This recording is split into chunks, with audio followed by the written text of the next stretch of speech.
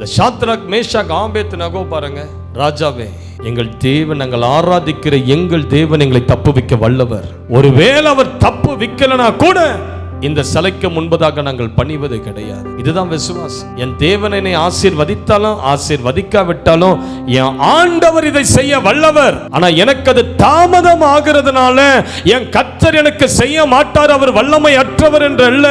அவர் எனக்கென்று ஒரு நாளை வைத்திருக்கிறார், என்னை ஆசீர்வதிக்க ஒரு நேரத்தை வைத்திருக்கிறார்.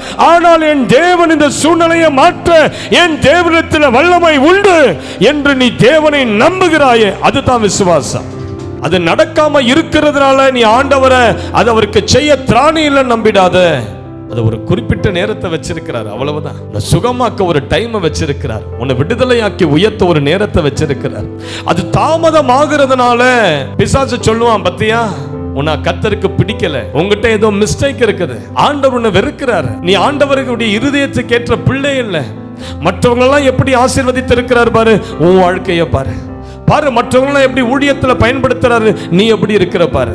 பிசாசு இதை விதைப்பான். அந்த நேரத்துல தான் சொல்லணும், என் மீட்பர் உயிரோடு இருக்கிறார், என் தேவன் எனக்கா யாவையும் செய்து முடிக்க அவர் வல்லவரா இருக்கிறார்.